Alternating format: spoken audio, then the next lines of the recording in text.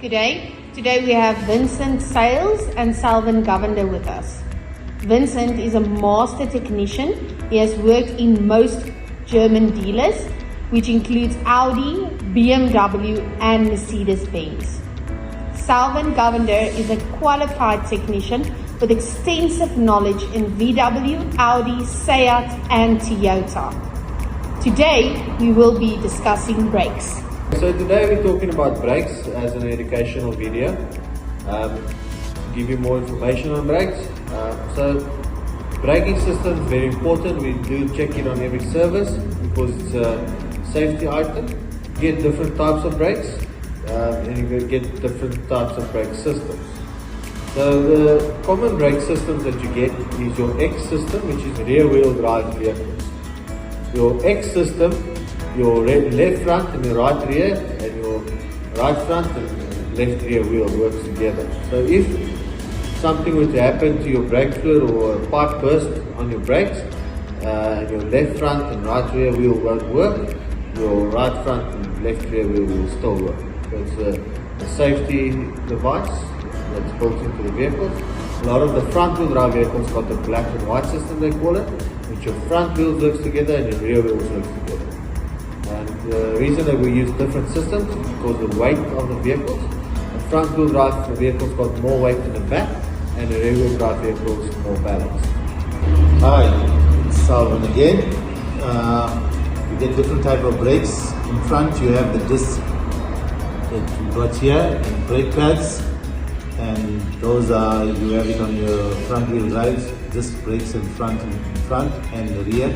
Some have drums and linings at the rear, and you get on your bakkies 4x4s, some of them got drums at the back with linings, some have disc brakes with disc pads at the back.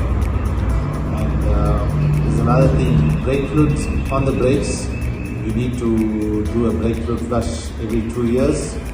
The reason being, your brake fluid is very hydroscopic, means it attracts water. So you can't afford to have a bottle open.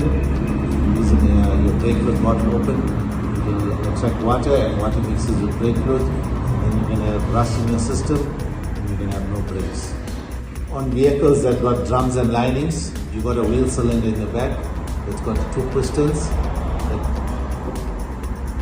This is your lining, it anchors onto your piston.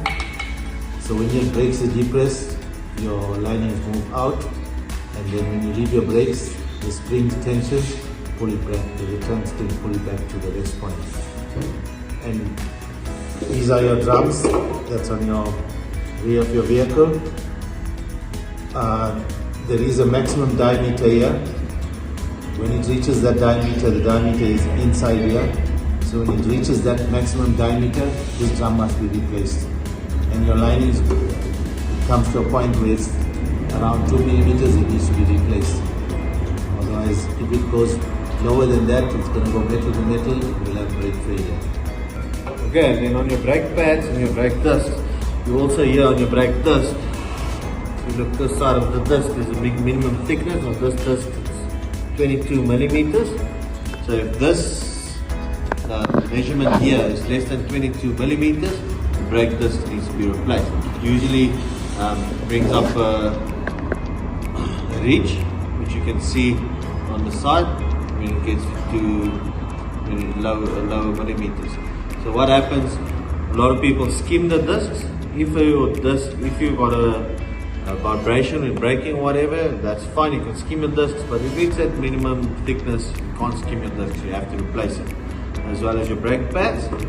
So your brake pad's got a sensor like this. When it reaches about 3 millimeters, it cuts the wire on your brake pad sensor, bringing your brake pad warning on, and then you need to replace your brake pads.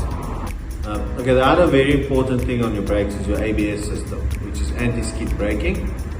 Your ABS system works with 4 wheel speed sensors, which measures the speed on each wheel individually. If you were to get into a situation where you have to brake suddenly and your brakes lock up, it will pick up that 3 wheels or 2 wheels are still moving fast and one of the wheels is moving slower. You also got your yaw rate sensor, and which picks up if the vehicle were to move still with the wheels locked up, and then the ABS system would react because it picks up that you're busy slipping or skidding. Okay, so what it does then, it releases your brakes and engages your brakes again to prevent you from slipping and sliding into another vehicle.